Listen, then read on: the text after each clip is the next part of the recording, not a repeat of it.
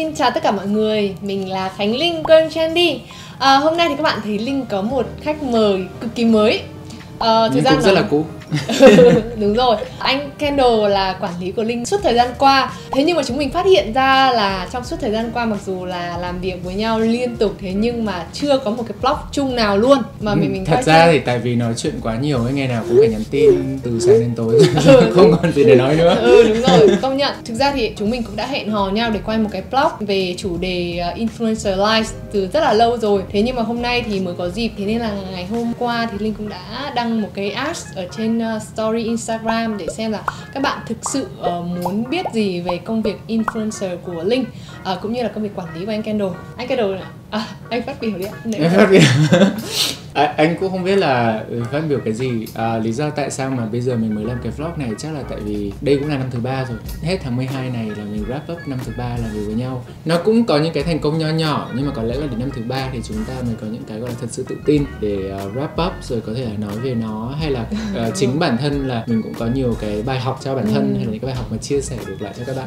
Và bây giờ thì chắc là mình sẽ bắt đầu luôn với câu hỏi đầu tiên. Tại sao hai bạn lại quen và quyết định hợp tác với nhau? Cái công việc này nó đến với Kendall rất là random. Tức là Kendall là một cái người mà cũng khá là ham chơi. Tức là mình thích công việc, nhưng mà công việc nó phải là một cái gì đó nó nuôi dưỡng được kiểu cái tính nghệ sĩ ở bên trong của mình.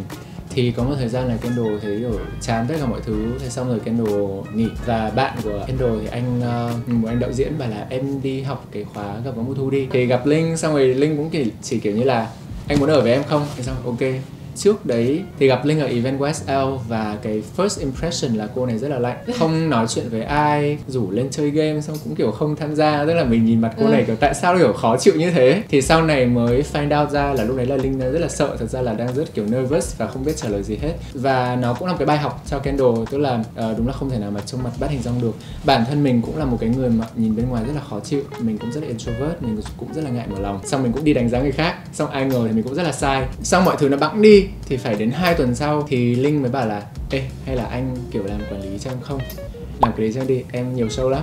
Nhưng mà rất là tự tin, nhưng mà lúc đấy so với bây giờ không, nhưng mà lúc đấy em cũng bất ngờ, tại vì là chắc là em nói thế để kiểu thuyết phục anh, chứ em nhớ là cái quãng thời gian mà em mới vào Sài Gòn thì em cũng không nhiều show. Kendall là một cái người kiểu như là mình nhìn thấy cái năng lượng của cái cô này, mình thấy nó có một cái gì đấy mà nếu mà kết hợp với cái năng lượng của mình thì nó sẽ work. Nhưng mà chắc chắn rất là khó, tại vì năng lượng của ai cũng rất là kiểu strong, và ai cũng cái tôi rất là lớn. Thì có một người bạn là anh Thành. Anh Thành chỉ nói đơn giản thôi, nói hai đứa làm với nhau cũng hợp đấy, kiểu cũng trẻ các thứ, xong rồi đi event với nhau chắc cũng hợp. Thế là mình quyết định làm. Có lẽ Linh như anh Kendall nói thì mình là một người dễ bị first impression mà nó không tốt. Gương mặt mình nó lạnh, mà thực ra bản thân mình là một người rất là introvert, và mình bị rất là lo lắng mỗi khi mà ở đám đông. Gặp nhau thật ra là kiểu chắc là cũng phải mất một cái thời gian rất là nhiều để dò được cái tần số. Đúng rồi. Mặc dù rất là tình cờ nhưng hóa ra lại đúng là cái thời điểm, đúng thời điểm, đúng không anh? Hai người đều đang rất là tìm kiếm một cái điều gì đó mới, và sau đó thì tìm với nhau. Tiếp theo thì mình sẽ đến với một câu hỏi nhẹ nhàng hơn. Có bạn hỏi rằng là anh chị có thể chia sẻ 3 món đồ dưỡng da yêu thích của anh chị được không? Anh mang chắc đây 25 món đấy, anh không biết. Chuẩn bị 3 món. Có một món của Fenty. Em biết ngay là sẽ có một món của Fenty, bởi vì anh rất là mê Fenty rồi. Rất là mê Fenty. Tiếng Việt là gì? Nhưng mà em chưa biết nó là gì. Kem chống nắng, đúng rồi. Oh. Tại vì Kendall là da khá là ngăm, cho nên là dùng kem chống nắng rất là dễ bị kiểu như là white cast. Còn dùng cái này thì nó có một cái ma thuật gì đó, maybe là tại vì nó màu hồng, nên là khi mà dùng trên da của Kendall thì nó không bị trắng và nó không màu và nó kiểu nó rất là glow ấy. Có thể dùng nó như là lotion luôn. Cái sản phẩm đầu tiên yêu thích của em thì là em sữa dưỡng của Albion này. Em thấy cái đặc điểm của em này là giữ ẩm cực kỳ tốt luôn, nghĩa là cái mức độ giữ ẩm của nó ngang với những cái kem giữ ẩm bình thường của các thương hiệu giữ ẩm nặng đô ấy. Với những cái hãng mỹ phẩm cao cấp thì cái thành phần của sản phẩm của họ tốt, và cái hạt sản phẩm nó đủ nhỏ để có thể ngấm vào sâu. Cũng đúng. Anh đúng không? Đây là một cái sản phẩm không lạ gì và cũng khá là dễ mua ở Paxson hay là Vincom, đó chính là Vitamin Enrich Face Base của Bobbi Brown. Cái chất của nó rất kiểu bơ bơ ấy. Đúng rồi, nó cứ bơ bơ ấy. Thế nhưng mà khi mà tán ra thì nó lại kiểu cảm giác hơi tan ra giống như là nước, chứ nó không bị đặc như là bơ. Vậy thích cái mùi nữa. fresh. Cái mùi là mùi cam hay mùi chanh đúng không? Citrus. Còn đây là em Lancome Absolute. Thì khi mà em dùng sản phẩm này thì nó ban đầu thì sẽ thấy nó khá là dày, cái chất kem nó khá là dày và đặc. Thế nhưng mà cái độ dưỡng ẩm của nó thì cực kỳ tốt và em dùng là thấy da em nó khỏe lên theo thời gian. Kem dưỡng em rất là an tâm ấy. Kiểu em đã dùng Lame hay là một số em khác nhưng mà cái độ dưỡng ẩm nó vẫn không đủ. Rất là thích. Ok rồi, cái cuối cùng của anh đó chính là Glossier. Thì trong cái bộ này là có có một cái vitamin C này, có một cái HA và có một cái là kẽm dành cho kiểu da dầu. Với cả có niacinamide. Cái này là vitamin C với cả magnesium thì thường là anh sẽ mix nó với cả retinol khoảng tầm 3 giọt. Anh cảm giác nó làm cho Mix da được anh luôn. khá là sáng và kiểu căng bóng. Ok, đến với món đồ cuối cùng. Linh mang theo là một chiếc máy. Thì tên của em nó có một cái tên rất là dài. Máy nâng cơ điện di để tinh chất trị liệu ánh sáng RF. Wow, trời ơi. Yeah. Là sao mà nhớ Quá được? là nhiều Quá là công dụng nhiều. trong một chiếc máy. Và Venus W1 đấy, đầy đủ tên của em ý. Đúng là trên thị trường bây giờ có rất là nhiều loại máy khác nhau. Kiểu là nếu mà chỉ mua máy điện di thôi thì cũng sẽ có, hay là máy đẩy tinh chất thôi thì cũng sẽ có. Thế nhưng mà với em này thì em thấy là nó tích hợp rất là nhiều công dụng trong một máy. Em này thì làm sản phẩm của Max Care Home, thì là một cái thương hiệu đã rất là có uy tín trong những cái thương hiệu mà về thiết bị chăm sóc sức khỏe gia đình. Mà trước đây thì rất là lâu, em nhớ là hồi lâu lắm rồi em nhớ là họ có những cái chiếc ghế massage mà rất là mắc tiền. Đến gần đây thì em mới biết là họ có những cái sản phẩm chăm sóc da mặt như là máy nâng cơ này, hay là máy rửa mặt, thậm chí là máy hút mụn luôn. Em cũng rất là muốn thử cái sản phẩm đấy. Và mấy cái công nghệ ví dụ như là nâng cơ bằng điện chẳng hạn, hay là cái đẩy tinh chất ấy, em có nhớ là tầm 5-10 năm trước nó là kiểu luxury, xong rồi sau một thời gian thì nó thành một cái công nghệ mà ai cũng có thể có. Thì bây giờ nó tích hợp vào rất là đỡ.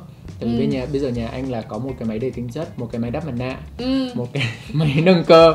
Thì nếu mà nó tích hợp vào thì mọi thứ nó cũng sẽ đỡ hơn rất là nhiều. Thì với cái chế độ nâng cơ ấy, thì em này có công nghệ sóng RF chuyên sâu, mà cái công nghệ mà được dùng trong rất là nhiều thẩm mỹ viện. Thì thực ra nói về công nghệ nâng cơ với sóng RF này thì nó cũng rất là nổi tiếng rồi. Và em rất là bất ngờ khi mà với một chiếc máy nhỏ gọn như thế này mà có thể tích hợp với công nghệ này cùng với cả công nghệ ánh sáng photon và điện di nữa luôn.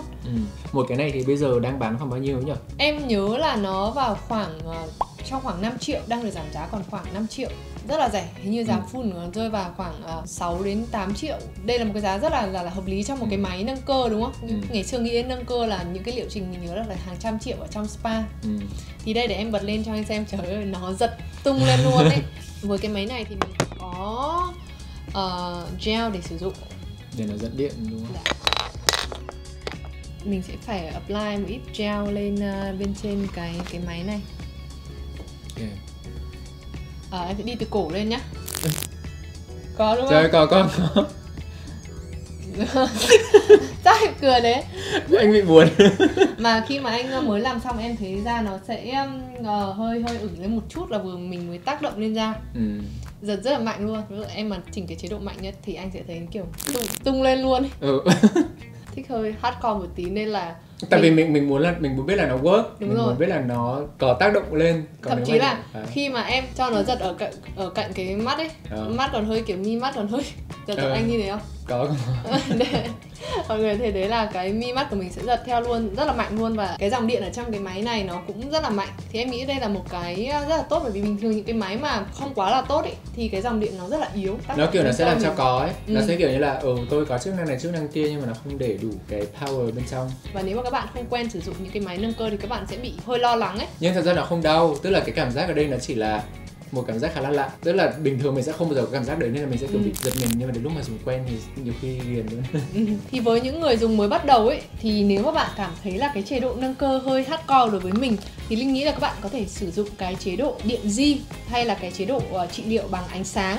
Thế nên là với em này thì Linh nghĩ là tích hợp chế độ điện di cũng khá là tốt. Khi mà mình dưỡng da bằng serum hay là bằng kem dưỡng thì mình cũng có thể sử dụng với cái chế độ này luôn. Mình sử dụng máy để cho cái công dụng của những cái sản phẩm kia nó phát huy được tốt hơn, cũng như là đẩy được cho kem dưỡng hay là serum thấm vào da được nhiều hơn. Khi mà mình nói đến dưỡng da thì mình sẽ hay thấy là sử dụng nhiệt nóng hoặc lạnh, thì với em này cũng có cái chế độ nhiệt nóng đến 42 độ C và chế độ nhiệt lạnh là 10 độ C luôn. Thì thực ra em thấy rất là tiện ở chỗ là với cái chế độ nhiệt nóng 42 độ C thì mình có thể làm cho cái lỗ chân lông nó nở ra, và khi đó thì mình có thể đẩy những cái tinh chất hay là kem dưỡng vào da tốt hơn. Và khi mà xong xuôi hết rồi thì mình có thể điện di lại.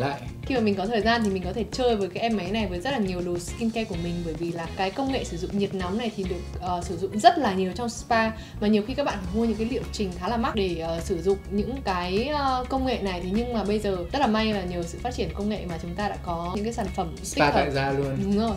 Như Linh đang dùng ở đây thì Linh thấy 42 độ C là một cái nhiệt độ vừa đủ, không quá nóng để mình cảm thấy là da nó cũng dễ chịu ấy.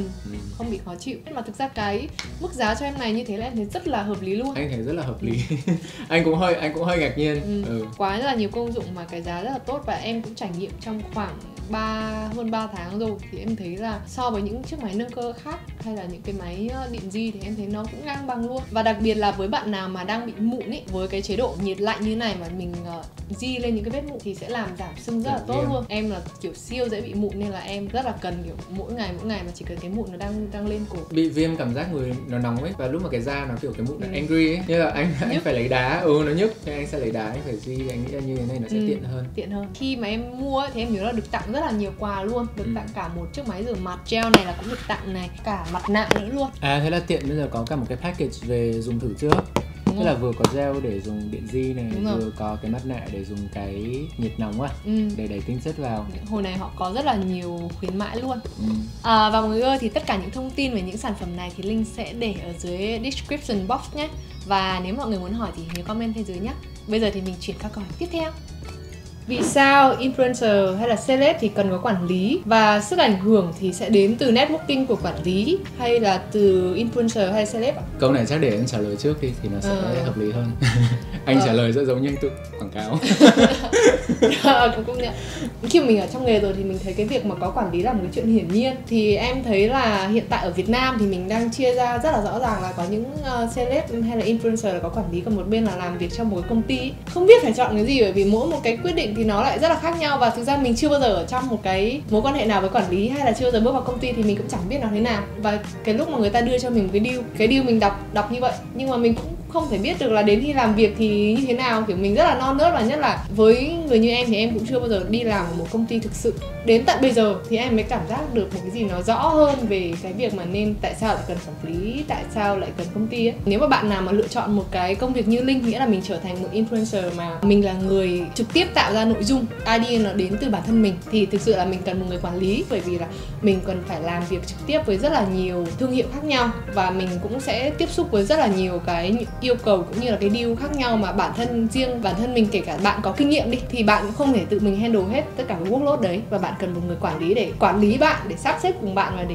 cùng bạn đưa ra những cái lựa chọn chính xác nhất. Kendall nghĩ là cả hai nó đều ok, tùy xem mình đang tìm kiếm cái điều gì. Và cái công việc của quản lý thật ra là đây là mình đi promote, tức là mình tin vào talent của mình tin vào cái cô này, và tất cả những cái người mà mình gặp ở đây là những cái mối quan hệ, và mình sẽ tìm những cái opportunity ở công việc cho cái cô này. Thì em cũng đã từng rất là phân vân xem là cái nào mới là công thức đúng.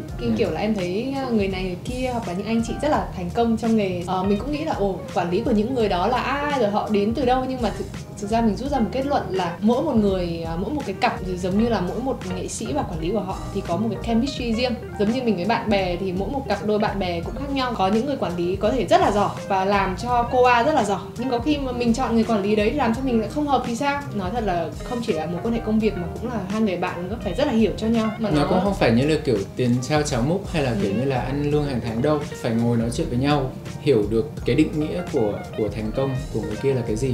Tại vì có thể như là nếu mà mình không đồng ý ở cái đấy, xong rồi lâu sẽ có những cái giai đoạn là sẽ có những cái fail. Nhưng mà anh thấy em nói như vậy xong rồi nhiều người sẽ tưởng như là hai đứa mình làm việc sẽ rất là dễ. Nhưng mà nó không hề như vậy.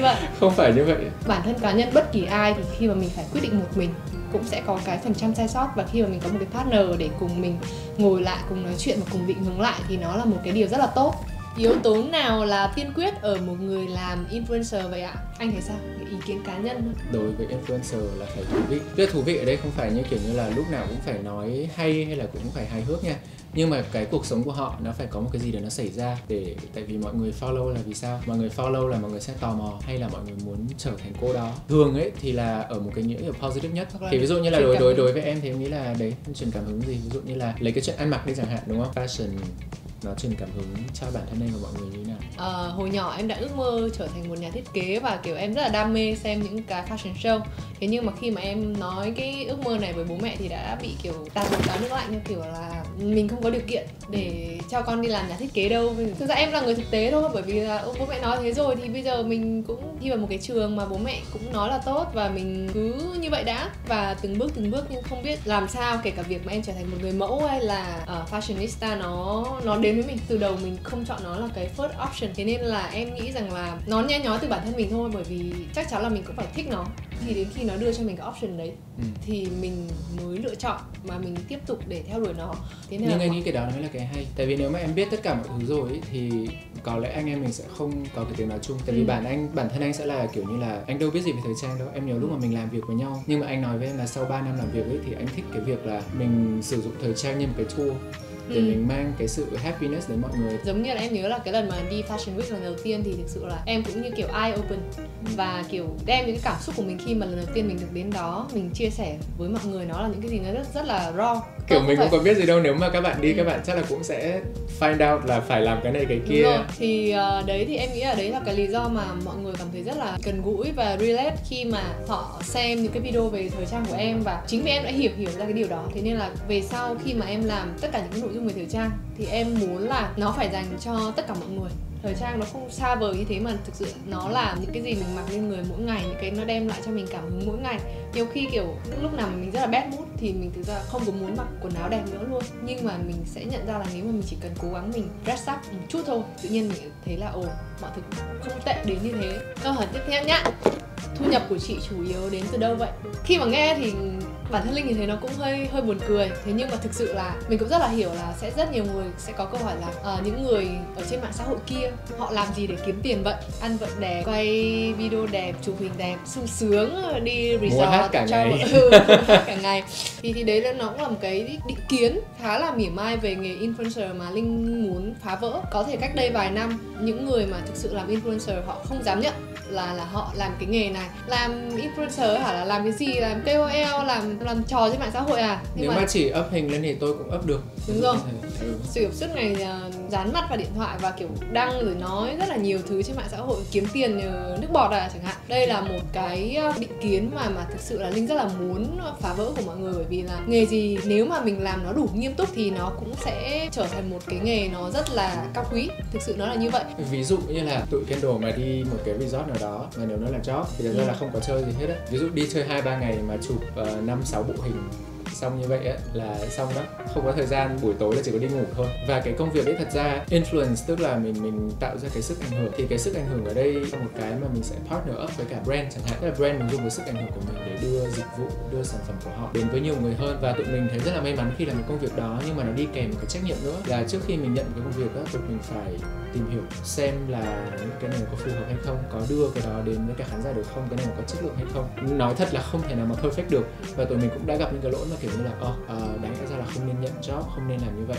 Và sau này thì tụi mình càng ngày càng muốn là có trách nhiệm hơn với cả khán giả cũng như là followers của Linh hay là cũng như là bất kỳ influencers nào mà mình làm cùng. Và để khẳng định thì thực ra là influencer là có thu nhập, làm nghề có thu nhập tốt, và các bạn có thể kiếm tiền từ việc là có thể đăng bài quảng cáo cho brand trên mạng xã hội, sản xuất video, đi tham gia sự kiện này, shooting cho hình ảnh cho thương hiệu, ví dụ là một đại diện của thương hiệu. Nếu mà các bạn có một cái sức ảnh hưởng đủ lớn, nói chung là có rất là nhiều đầu việc mà các bạn có thể làm. Cái điểm đặc biệt hơn nữa là đây là công việc sáng tạo, nên là nếu mà các bạn sáng tạo ra một loại nội dung mới, một cái cách làm việc khác hẳn thì sẽ có người muốn trả tiền cho các bạn để promote bản thân họ ở trên cái nội dung của bạn. Thế nên là nó phụ thuộc các bạn thôi. Nếu các bạn đủ sức sáng tạo và đủ kiểu tiềm năng thì các thương hiệu sẽ đến với bạn và trả tiền cho bạn. Đừng có lì để theo nghề được. Nhưng mà ban đầu các thương hiệu sẽ không trả tiền và bạn sẽ vẫn phải làm, nhưng mà cứ làm thôi. Một câu hỏi nữa là về Insta Magazine của Team Linh. Một bạn hỏi là em không hiểu vì sao chị phải làm riêng Instagram mới như vậy, sao chị không tích hợp với IG hiện tại?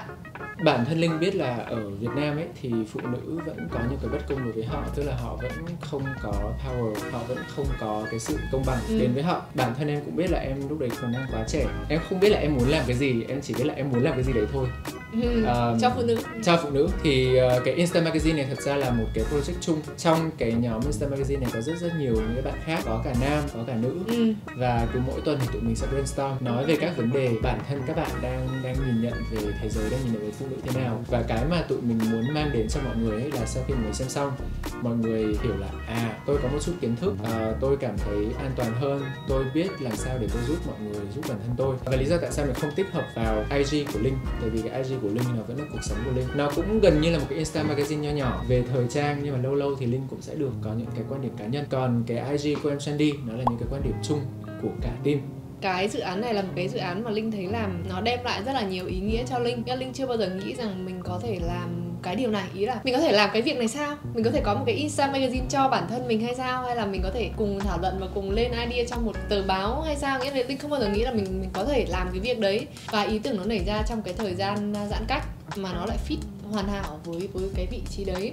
Mình chưa bao giờ là một người giỏi viết cả, cũng không phải là một người quá hiểu biết để mà làm một tờ báo. Thế nhưng mà anh Kendall là người thuyết phục mình là nó là ý kiến của chúng mình thôi. Và một phần khác thì Linh thấy là bất kỳ ai cũng có thể sáng tạo được nội dung nếu mà chúng ta đủ có cái niềm đam mê với nội dung đó. Tức là khi mà nói chuyện mới nhận ra là các cái bạn trẻ trong team của mình lại sâu sắc đến mức đấy. Rất là nhiều ông cụ non, rất nhiều bà già. Tức là bản thân Kendall là người lớn nhất mà Kendall luôn phải nhắc các bạn là tụi em cứ trẻ đi, cứ Gen Z đi. Nhưng mà cũng rất là hay khi mà rất là cũng khá là touch luôn, là bản thân các bạn quan tâm đến những cái việc như thế. Bản thân các bạn là những cái người mà có những cái suy nghĩ sâu sắc. Kendall cảm thấy là cái nhiệm vụ của mình ở đây là guide cho các bạn ra được những cái sản phẩm hay là ra được những cái post mà mọi người đọc, mọi người cảm nhận, mọi người đồng cảm, mọi người share. Thì tự nhiên mình lại thấy nó có cái giá trị đấy mà nó cứ share mãi cứ cộng dồn và thấy rất là happy về cái chuyện đấy. Ngày hôm nay thì chúng mình cũng đã chia sẻ khá là nhiều về những câu chuyện về công việc influencer, cũng như là mối quan hệ giữa một talent và một nghệ sĩ, một quản lý thì sẽ như thế nào. Và không biết là mọi người có tò mò muốn tìm hiểu thêm những điều gì thì nhớ comment ở phía dưới để chúng mình cùng chia sẻ thêm. Nếu mà mình chưa trả lời trong cái vlog này, mình sẽ trả lời trên story. Đúng rồi, rất là cảm ơn anh Kendall ngày hôm nay đã cùng em để trả lời những câu hỏi cũng như chia sẻ tất cả cho mọi người. Không biết là chủ đề tiếp theo mà chúng mình có thể quay với nhau là gì nhỉ? Mọi người có thể gợi ý được không?